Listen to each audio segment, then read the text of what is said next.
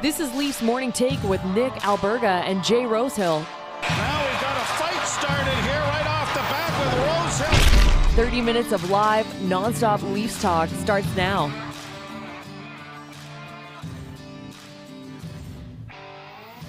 All right, coming off an emotional weekend in Toronto, it's Hall of Fame Monday, the best day of the year, in my opinion. Hello and welcome to another edition of Leafs Morning Take. Nick Alberga and Jay Rosehill with you. Rosie, how was your weekend, buddy? Solid, man. Solid. No complaints. Feels like we haven't done this in a while. You take that Remembrance Day off, which I think is the right thing to do on Friday there, and get things in perspective a little bit and focus on something more important than hockey for a day. And all of a sudden it feels like we've been gone for a week. So good to be back at it here.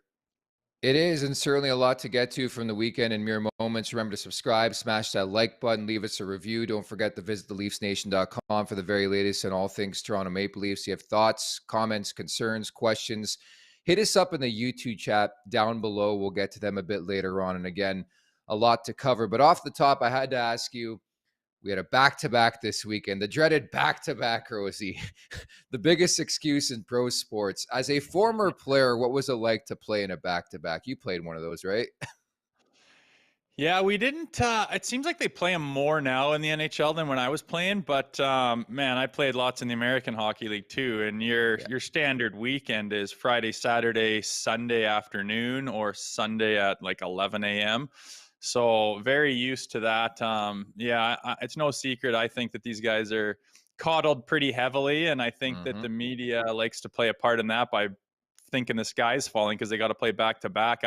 I don't understand it. The guys are in phenomenal shape and you get a little banged up. You put some ice on it. You take an ibuprofen, and I just don't understand why you can't go the next day. It's not like these guys are just energy depleted the next day and I can't get out of bed to play the game today. It's just not the truth, man. So I think it's overblown, like you said, for sure.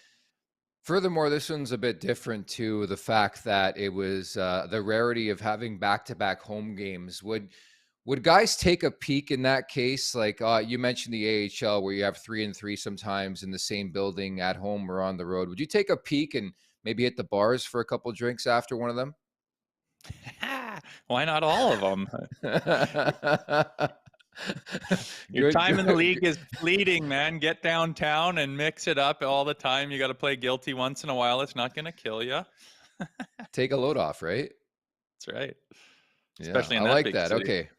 Yeah, there's a lot to do. Let me tell you, as a broadcaster, there's a lot to do in the beautiful city of Toronto. Let's get over the boards right now. We start with a somber note, Rosie. Really, really emotional weekend, man. Watching both games, clearly everything was revolving around Borje Salming, and rightfully so. 71 years of age, battling ALS right now. I thought Game Ops did a tremendous job on Saturday with that celebration, but it was so devastating from my standpoint because it really felt like a goodbye, didn't it? Yeah, you heard talk about this will be his last trip overseas to come back to Toronto, and I mean, man, it's just so cool that they do that. And I mean, fans around the league, say what you want about the Maple Leafs, they are a high class organization through and through. The things they do and the way they acknowledge people and history and people who have done things for that organization, it's really like no other. And, case in point is what they did there on Saturday. And yeah, super sad, man. I mean, with the whole Remembrance Day feel and the Hall of Fame weekend and then this tribute to Borje it's just like you stop and kind of think about how quick things go by, how quick life goes by, not to get too deep on the pod, but man, it feels like, this guy, not that old. I think a lot of people in the stands and on TV remember him playing just short time ago. And now all of a sudden, he's eating through a feeding tube and he can't speak. And you see his former players, they're bawling like children over, the state of him right now. And you just found out here in August that he has ALS, such a terrible disease. So obviously kind of somber, like you said, and a sad day to think about, where he's at right now, but pretty awesome that he did come over here, get his tribute, and they were able to pay their respects the way he deserved it with everything he did. It was pretty amazing. It really puts life certainly into perspective, as you mentioned, and I thought the games were second to the story about Borje Salming this past week and him coming back, the Hall of Fame on Friday, Daryl Sittler. Like, I mean, there was just so many moving parts, and it was really, really moving. Of course, the full tribute, by the way, can be found in the description down below here on YouTube. So check that out. Have some Kleenex close by. Like it was a tough watch, man, but like it was really, really empowering as well.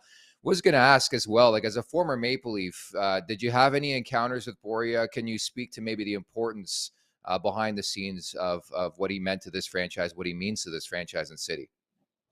Yeah, I wasn't able to meet him personally. Lots of guys are always cruising around, former alumni and whatnot. Like Daryl Sittler was one of the guys who was pretty emotional during the tribute. You'd see him lots, talk to him, had dinner with him and Yeah. whatnot. Obviously, Wendell Clark, guys see him around a ton. And, I think Borje lives over in Sweden and doesn't come over all the time. And, that makes it all the more sad that, Toronto and the Maple Leafs and that building isn't going to see him in there anymore, especially with his health issues. So, kind of a more potent point right there because of that. But the Leafs are so good at honoring their former players, and I mean, there's pictures of Borje all over the practice facilities and the room, and when you make that team for the first time, they take time to have here's a little thing about what we're all about and what we cherish, and you read all about them, and they do days like this where they go back and say, hey, this is what someone did. So I went back and read up on Salming, and man, he made an impact, and he was kind of a trailblazer for kind of that European invasion that came over. And man, they didn't make it easy on those boys back in the day. A lot of those guys, the Cold War was going on. They just kind of assumed Hmm. every European was a Russian. And when they came over, man, they let them have it. And I think, the referees at the time let all kinds of things go on those players. And I know some older guys that played against Salming and said he was one of the toughest guys they've ever played about, not because he was a heavyweight fighter, but because he just got the shit kicked out of him, and he played through it, and he just battled, and he was able to persevere and have tons of success over here, and one of the first ones to do it. So, I think he's the first Swedish guy to get into the Hockey Hall of Fame. And look at the players now. You had an entire 5-man opening Yeah. face-off of Swedish players for the Maple Leafs on Saturday night, and another class act by the organization for doing that, and a little tribute as well, in a real game, playing all the Swedish guys. Pretty cool, and just top to bottom class weekend. So nice to think about the bigger picture here.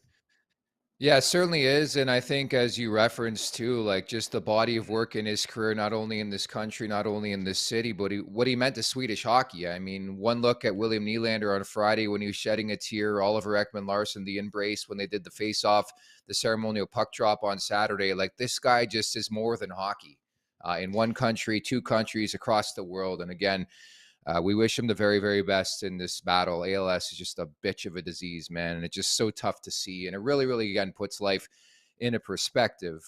Tough transition, but I'll try my best here. The games. We can start Friday here, Rosie. The loss to the Pittsburgh Penguins, where I think puck management problems was the issue again. And what would you rate that Sheldon Keefe and his shit fest in that game on Friday when he freaked out? That was awesome.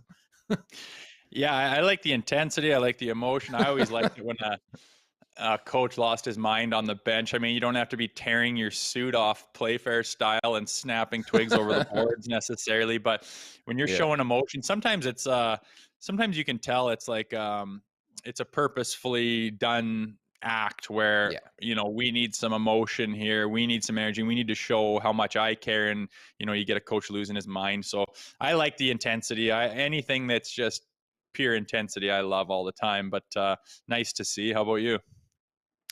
Yeah, I liked it. Again, you have to coddle these kids a bit more, and I use that term loosely, kids. You have to coddle them, and it's different than, say, when you and I grew up and you played in the league. Like, it's different to how they would discipline the team back in the day. So the coach has to be very careful. Hell, we joke about it all the time on this show, where he had to apologize a couple weeks ago for calling out the elite players. But I've got no problem with this, but it also shows me, the importance of these games for Sheldon Keefe. And maybe I'm reading too much into it. I think he realizes he could be in a bit of trouble here and he needs more out of his players. But again, it's becoming a constant theme throughout this early season where they're having blips. And I think these are uncharacteristic mistakes as well that we're starting to see that haven't gone away, and certainly something they have to clean up. But I got no problem with it. It seemed to get the team going. But we've talked about this so many times, Rosie. You cannot make mistakes like that and expect to win hockey games. I know people were shitting on Eric Kallgren after that game. Toronto scored 2 goals on Casey DeSmith. You don't deserve to win that game. Yeah, for sure. The thing that stood out to me was just, bad pinches by defensemen. I mean, Yeah. when that play's coming towards you and that puck is down on the half wall and you're a defenseman and your D partner's over on the other side and you step down, that's a big deal. That's a high pressure situation. So you'd think that when Yeah. you do it, which I'm fine with doing it, you got to make the call and keep the puck in the zone. But when they do that, the puck will be standing there. I mean, look at the first goal. Like Justin Hall is sitting there, he pinches, it gets by him, and then he just kind of stands and watches for a minute. It's like, you're supposed to be back there. And then he was the last guy to get back on that goal.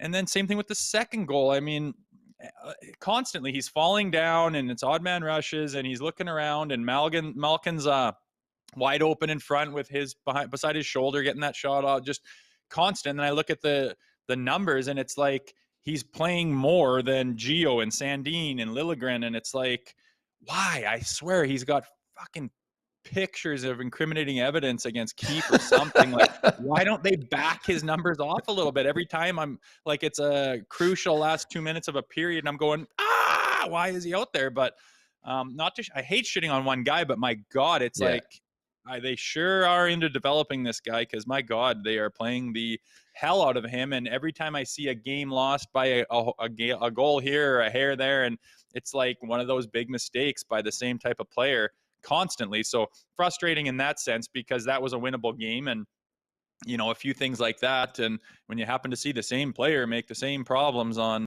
the type of losses that they're having, you start to wonder. Yeah, and the worst thing about it is that apparently Justin Hall is really, really well liked in the room. But I think anybody who's been on a team, whatever sport you've played in, when there's clearly a weak link, you start to point the finger sometimes. And I for sure that's been a thing. The live mic has picked up a couple guys saying some things in the direction of Justin Hall this season. And again, it's a broken record, so we're not going to spend any more time on it.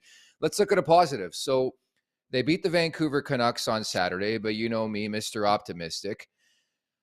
Am I reading too much into the fact that you honor one of the greatest players in franchise history and you can't show up for the first period? Do you think they were just buried by that ceremony, that they just couldn't get up for the first period? Because I don't know what the fuck that was, Rosie.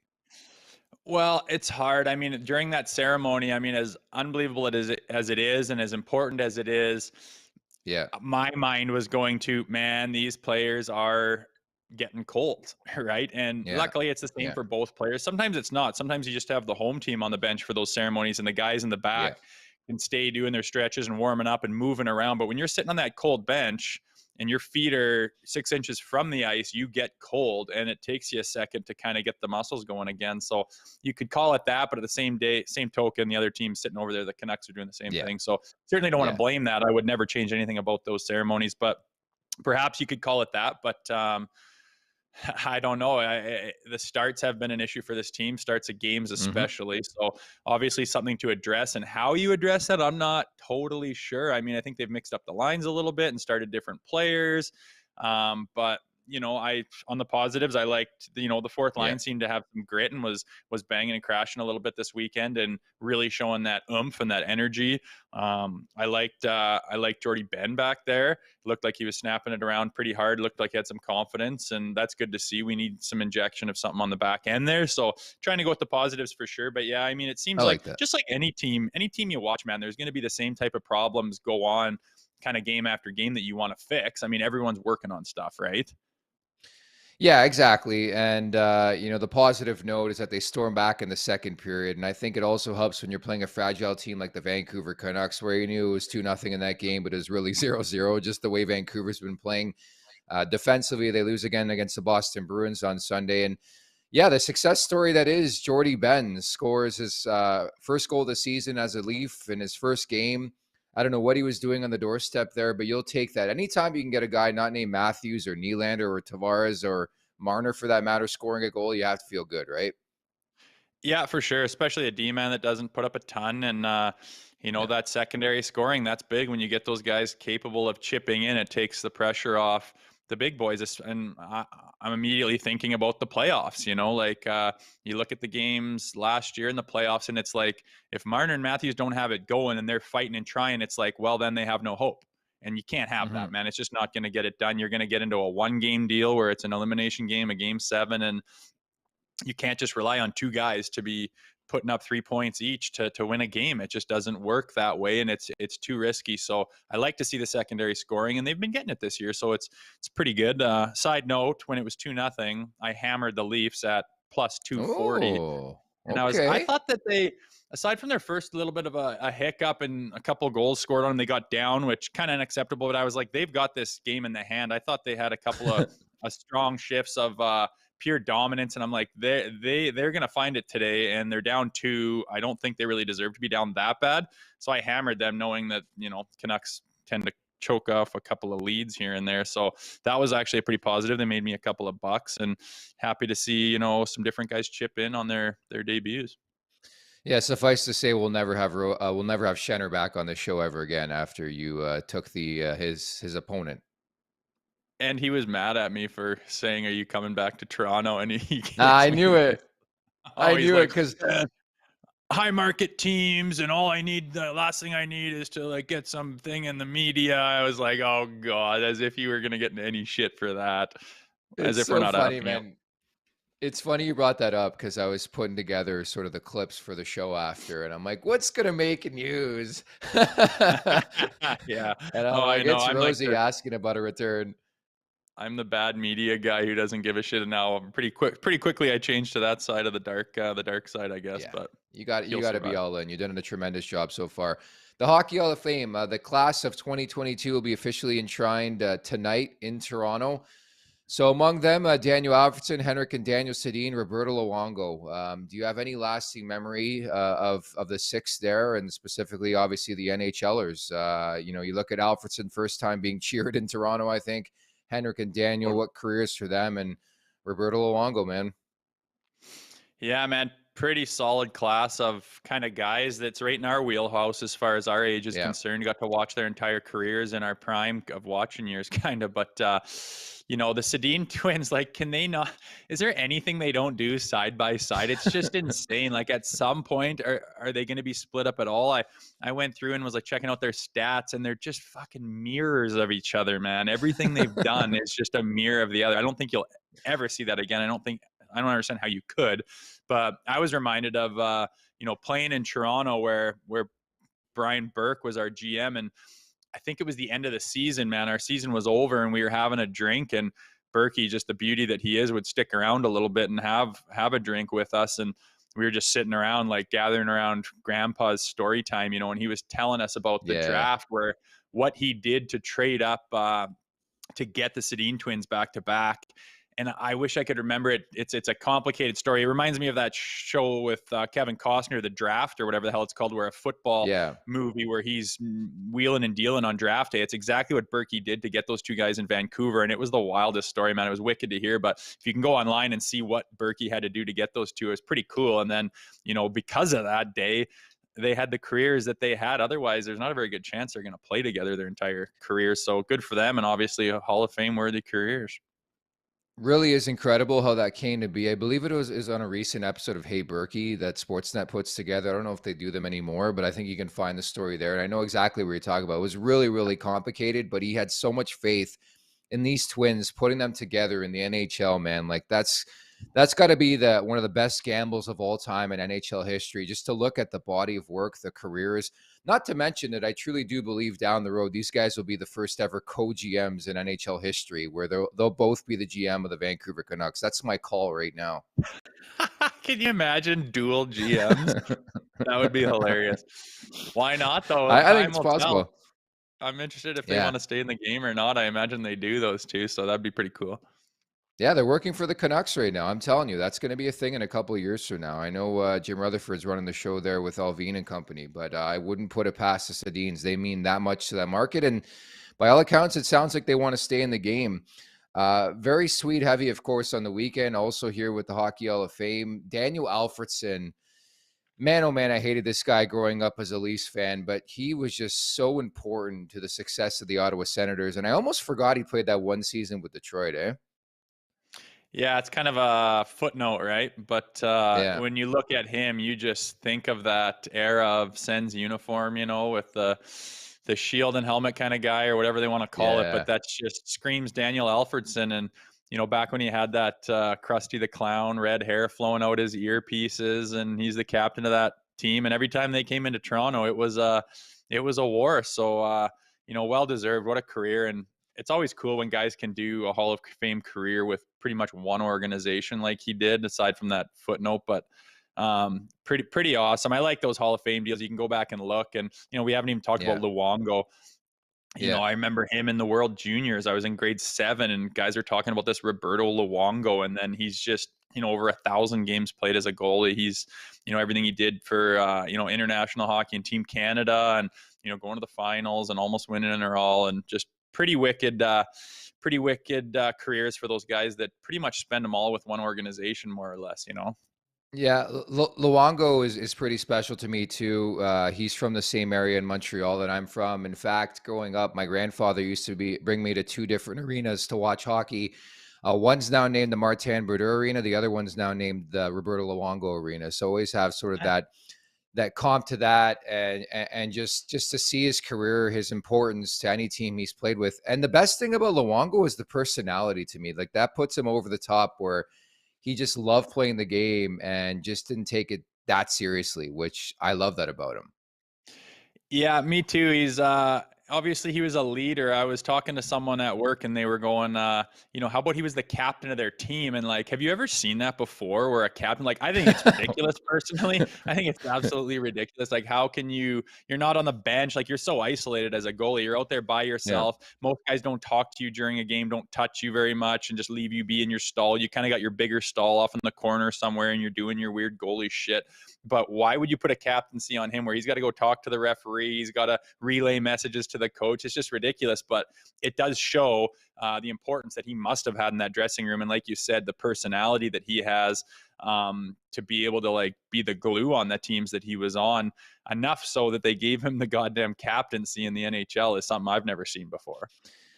Leadership. So looking forward to that tonight. I thought it was a nice touch, by the way, to start the Sens game against the Islanders at 5:30. I would think in anticipation for Daniel Alfredson's acceptance speech into the Hockey Hall of Fame.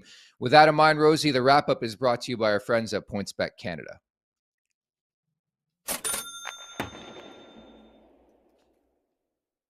Oh, yes, a fresh week, my friend. And for tonight's first of the week, I'm going to look at Los Angeles at Calgary. Give me the Tyler Toffoli over 2.5 shots on goal. I do love my shot props, as we all know. -135 around there is what you're looking at. He's cleared in 3 straight. Don't forget, he's a former member of the Los Angeles Kings, won with the Kings. Always great to see that. And Jonathan Huberdeau is expected to return to the Calgary lineup. So over 2.5 shots on goal for Tyler Toffoli tonight, Rosie.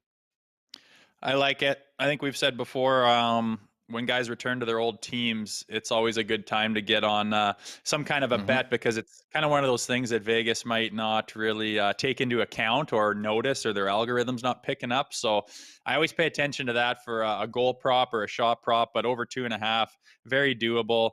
And money's not too bad at -135. So I hope you hit it. I will take that one as well. No arguments there.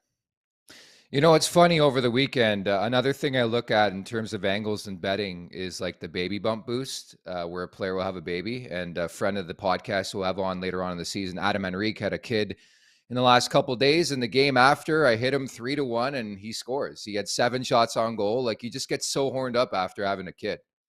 That surprises me, because that experience can take a lot out of you. I remember being waiting all night for my kids to come, and fucking, I had a bit of a nightmare. I remember I was woken up in the middle of the night, and they're like, it's coming, it's coming. So I was like, oh, I'm all groggy. So I panicked and hammered a Tim's tall coffee and a Red Bull and a 5-hour energy, just panicking. Oh. And I was a complete disaster. And I think I threw up after the baby came. So stay away from doing that.